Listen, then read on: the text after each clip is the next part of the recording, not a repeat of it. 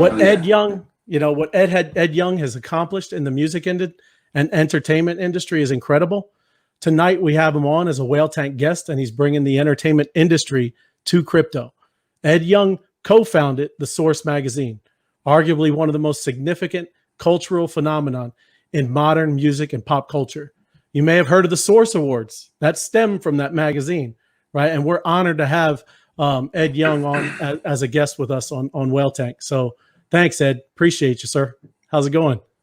There he is. It's going great. Happy to be here. Yeah. I just, I'm trying not to laugh. I hear the intros and everything and entertainment legend. I'm like, oh no, that just means I'm old. I'm old now. Oh no. So it's just funny. Yep. But I'm very excited to be a part of BeSocial and be part of something that's just so necessary. And, I've been looking around, talking to Henry about this stuff, and it's, people need help. People need, the information to get access to this new economy, and you all are doing it. So I just applaud everything you're doing. Oh yeah. Thank you. Up in here, DMX. Sir. Thank you, Edward King. Edward King, Whoa. Yeah. Oh my goodness, get out of my head. That's what I was thinking right at that moment. Bring tears to my eyes. I miss my man. Yeah, no, it's true. Yeah. Yep. Yeah. It's So I mean, you kind of been around here with BeSocial. Like, I know you got things working and things in the works, and you got projects that you're kind of working on. What made you choose BeSocial? I mean, you could have chose anyone, Ed. I mean, what's kind of the thing of why you would choose this community for kind of rolling things out that you have? I think it's you who are here. It should be pretty obvious. It's people, a community of people who actually care, who want to make positive change, who believe in the power of the individual, the creatives, come on. It's an easy decision to make. It's not just about money grabs. It's about democratization of resources, access, all of those things, which, by the way, hip hop is about. That's central. The reason I got involved in hip hop, it's about the democratization of voice, the giving voice to the voiceless. Doesn't that sound a lot like crypto and blockchain and what the ethos of it is? It's the same thing. So I look at blockchain, I just call it hip hop. Now the challenge is getting, and we talked about this, I say this all the time, getting entertainers, number one, who really just want to entertain and, express their creative spirit. This crypto stuff is hard. It's not easy. It is not yet, plug and play. And, the entertainers want plug and play. And so how do you make that transition from this difficult thing to onboarding them, getting them involved, getting them to have the ability to be this close to their fan base and get rid of the unnecessary intermediaries? Because the intermediaries are there. I say unnecessary, but in many respects they are necessary because these folks just want to create. They don't want the bother of the minutia.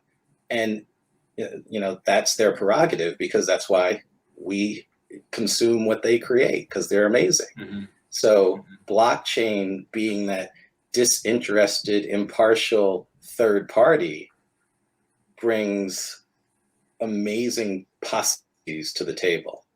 It's just getting them to the table and understanding which utensil you pick up first. So I think that's it. Yep. Absolutely. Share the wealth, share the power. Yes. Yeah. And by the way, I was speaking to one of my friend the other day. She's president of one of the label's marketing divisions. And, we're talking about this stuff, and it doesn't mean that the labels are going to disappear. It doesn't mean that those resources are going to disappear. It means that they need to evolve. It means that they need to figure out, because I believe at the end of the day, or the beginning of the new day, the pie is going to be made much bigger. much, much larger. And so it's not a zero-sum game, it's an expansionary game. So there doesn't need to be fear on the corporations that are providing these services, unless they're only providing the services to rip people off. If they're sincere about wanting to add value and facilitate growth, then they need to jump on board as well. And that's the message that I've been working to bring to the industry as a whole, both the artists, the labels, because I have friends in both, you know, the people running the labels and the people that are the, you know, the stars, and that I care about both segments, and of course the fans as well. And I don't think anybody has to lose in this equation. I think that we just have to be smart about how we approach it. Give those right tools, give the ones that are going to expand the whole environment. That can be done. It's possible. I'm not an idealist. I'm just a geek who likes math and sees possibilities. Right. That's really good. Did you have something, Henry or Tim? Because I could keep asking. Like you guys know, I'm always I'm going. But I would just agree with what he said, and that, you know, the fear is change is the fear. You know, they don't want to change. They're afraid of change, and they'd rather just master what they know rather than go out and expand. So that's what we've done here. I came in as green as could be, but I jumped in feet first and having a great time, and it's paying off. So you know, when the industry changes and moves towards this, it's going to be much better for everyone. So it's a great thing. Right. I do have a question. How do you see giving the artists more control through blockchain and an avenue of helping the industry as a whole? Okay. So years ago, remember when Prince changed his name and the slave tattoo? Yeah. And do you know why he did that? His label wouldn't let him put out as much music as he wanted to put out. Right. Because Prince was just he was just music. He was the embodiment of, you know, the living music, and he wanted to put music out constantly. His label wouldn't let him. There are a lot of artists that are like that. So streaming has been helpful in one way because it's allowing because it's changed. There aren't really albums. We say albums. You just date yourself when you say that. It's it's singles now, right? And many of the artists they constantly have a single. They still have an album in them. I'm talking about the music industry, but they still have an album in them. But oftentimes they have singles far more than they have albums. And so you are opening up the possibility for them to express their full creative output in a way that the structure has not really allowed for. I mean, it's changed because of streaming, but remember, you had to produce a CD or a cassette or a vinyl or whatever. That took time. And so the distribution channels were a stopgap against the creative output of the artists. That doesn't have to be any longer. So they can do limited releases. They can make NFTs that are limited releases. They come out and you have the access to that. All of these different possibilities are opened up when you remove the friction of distribution and you bring the artist closer to the fan. So one of the things that excites me is I look at this and, you know, I know so many artists who are never going to be big stars, but they have local followings. And, you know, they have a following. It's impressive. You look, they have several, you know, tens of thousands of followers on Instagram or whatever in their local region and what have you. And they've got their job at Wendy's or McDonald's, and there's nothing wrong with those jobs, but that's not expressing who they are and what they want to be. When you remove all of these other intermediaries, all of a sudden the possibility arises that, they could possibly live off of that local fan base. They could make enough because they're not trying to be multimillionaires. They're trying to survive. And that is just the possibilities. Just I get excited. I get all goofy about it. Because I know so many of these people. Now, the thing that's fascinating me is that, and see, I can just go on and on and on and on.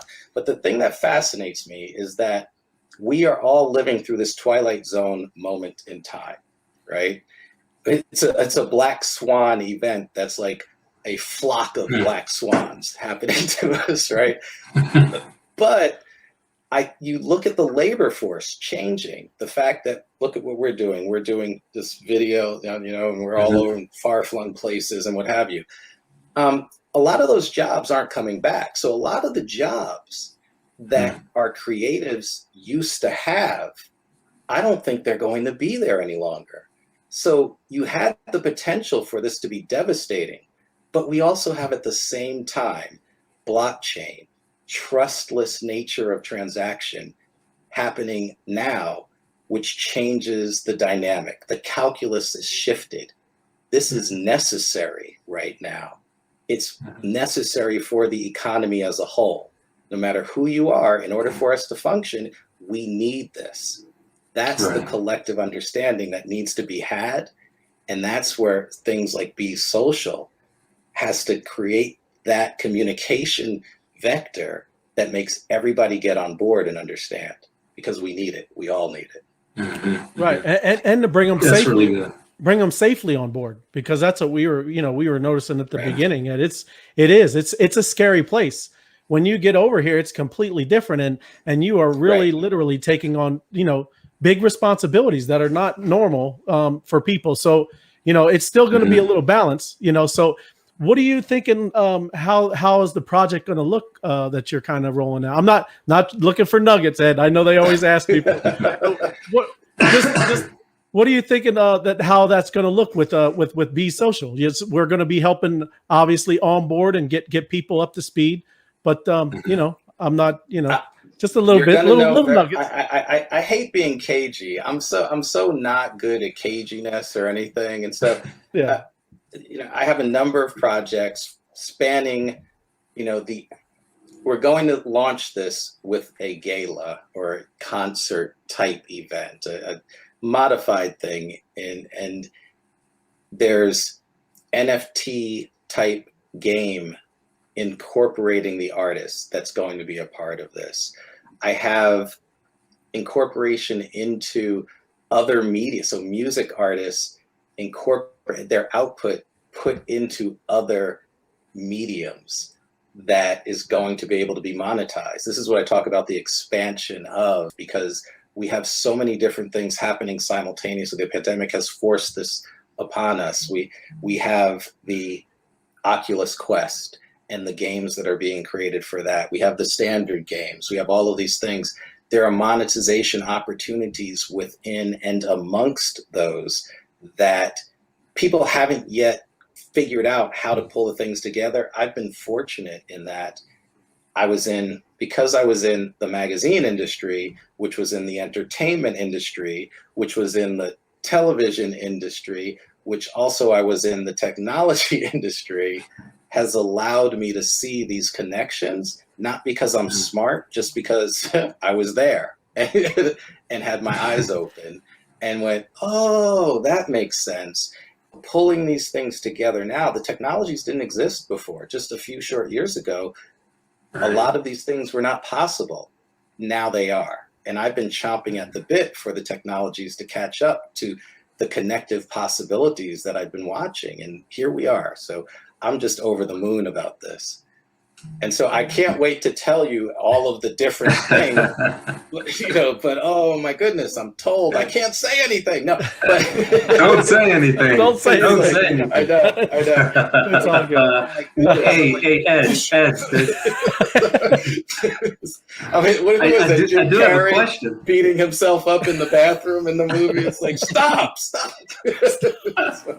Right. I'm kicking my butt. No. I edited that, Funny. I do have a question. We're talking about bringing the artist empowerment and then bringing the fans closer to the artist. How do you see this on a broad note benefiting the fans and bringing more freedom, so to speak, and empowerment to a fan base that likes a certain artist? It's empowerment in the sense that it's a great question. Thank you. It's I mean, I think all of us feel empowered when we see that we're making positive change, right? I think that a lot of people are fans of artists that they see, oh, why aren't they making it the way that I know they can make it? I think we have the tools now for that not to be an issue. For you to actually have that direct input. Years ago, I built a company that was basically a mobile virtual fan club, because I saw like hip hop and country music are very much alike in that the artists are fairly accessible. You feel like you know their lives. They're not as they're larger than life, but not as much as like the rock god. You know, that's a different thing. You can go to the club and there's, you know, the hip hop guy or the country guy or gal, and so that the technologies now I think are making that more real, more of a possibility, and that's what I'm looking to bring to bear even more, and for a broader base of artists, like, which goes back to the fact that it looks like you'll be able to have that local artist live off of their creative output. Yeah. Right. With their committed fan base that's closer to them. Thank you. I'm looking at Scott Webb. Thank you, Scott. Scott says, love the Appreciate passion that. to see the many possibilities. Glad to see someone driving that loves the artists and the fans and wants to improve that connection. Thank Yeah. you. That's right, Scott. Thank you. Awesome. That's awesome. See, this is the BeSocial community. That's what I'm talking. Yeah. Like, people get this. Right. This is what's different. This is what I mean. This is seriously different. I hope you all recognize this. I've looked around, and it's, you know, people concerned about other humans. Like, that's an important thing. That's what technology is. It's fascinating to me, and this is the geeky part, where technology is allowing us to be more human. Right. That's pretty wild, right? Yeah, that is pretty wild. You're right. Yeah. That's true. That's very cool. cool. That's real. That's real. Yep. Like, think about that.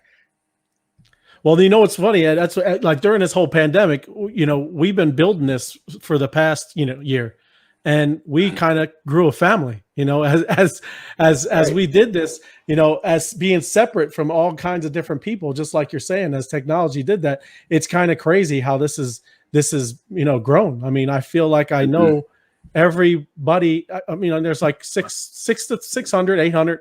But, you know, I mean, it's very close, and it's amazing. And I've never had a better time than doing something like this and getting together and help and helping people. How crazy is that, right? Right.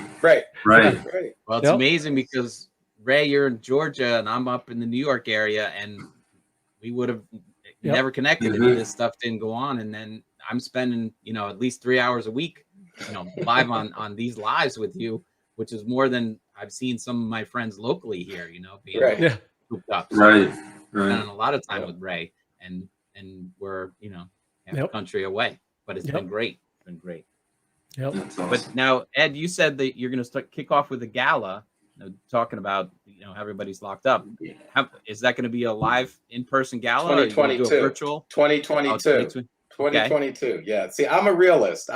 The other thing, I am involved in health tech as well. So, and my wife is a physician, and I work on health research and stuff. So, I know. Take a deep breath, everyone. This time next year, we are back. I'm sorry. No.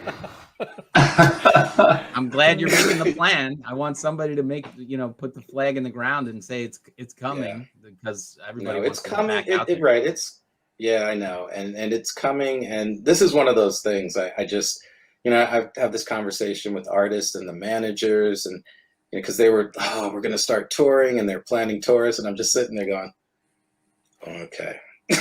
Okay. I was like, I don't know what to tell you. And so now they're changing the plans and everything, but and this is hard because most of the artists make the bulk of their monies from touring. And so this needs to be addressed quick, fast, and in a hurry.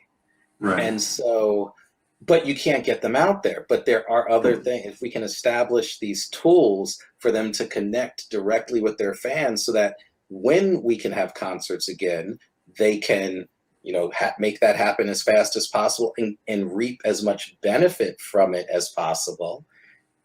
That's going to help tremendously, because there's a lot of makeup that is going to have to be done. Yeah. Yes, there you go. Exactly. Date for the gala.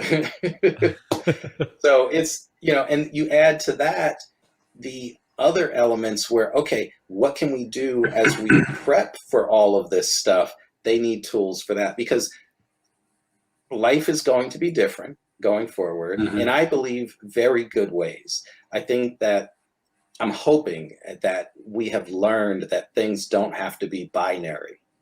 It's not an either or. It's not live stream or like in-person show. It's both. So what does that mean? That means your concert is far more people than you ever imagined possible before.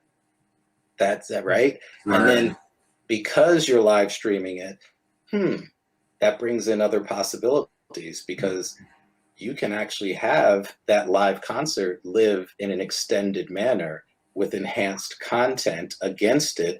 And the fact that you can make it a locked NFT, that there are special things that only, all of these things become possible. Nuggets. And those are nuggets. Those are good nuggets. That's great. That's great. Those are the kind of things that, I mean, we're ready to do. And that's what we're talking about. And so I can't wait to get the tools out there. That's awesome. If you can't tell, bursting, you know, wait. Yeah. Awesome. Well, we feel the same too, Ed, because at least we got to release a little bit just this past week or two. So, you know, we were able to release and have some things launched. So we know your pain. Awesome. We know how you feel. Yeah, there you go. Right. Thank you. Yeah, it's good to have family who understands. Yes. Yes, sir. Yep, so, that's it. Right. Awesome. So, I mean, Henry, he told me we only wanted to keep this at 30 minutes. I know you're a busy man, Ed. That's what Henry said. You know, let's try to keep it around 30 minutes. I just glanced at the clock. I didn't even realize. I thought like 5 minutes had passed. So right. Yeah. No. So I mean, we really do appreciate you. I think you'll come back around. I believe, right, Ed? You'll come and visit us again. Oh yeah. Try and keep me away. There you go. Yeah. So, you know, I appreciate you. And if you want any, you know, out there, anybody to find you, anything to look at, you know, just let our audience know. And it's coming. Thank you. Okay. Yes, sir. It's coming. Okay. All perfect. Right. Appreciate you, Ed. Thank you. Thank you, guys. All right. Thank you, guys. Thank you. Blessings all. All right. Wow. Very cool. Good stuff. Good stuff. Yeah, it is going to be amazing. I can't wait to get back to some live stuff, but some, you know, dual shows or whatever they're going to do, or watching it with the performer after they've had the concert. Then you get a rerun with the performer chatting up. I mean, that sounds kind of cool. I made that up myself. I'm not saying that that's what he's doing, but I just, you know, when he started, you know, thinking of the possibilities, I'm like, how cool would it be if you were watching the concert and the artist is like, yeah, we did this, it was great, you know, and whatever, you're chatting it up with them because you own that. You know, backstage passes, VIP stuff. I mean, it's amazing. I mean, that's what's it's very cool, you know. And that's just the music industry. You got everything with that. You got, you know, like he's involved with all that, entertainment, movies. So it's very cool. Big things coming. Gonna be fun. Yeah. A lot of great engagement from the crowd too. Saying thank you. It was good stuff.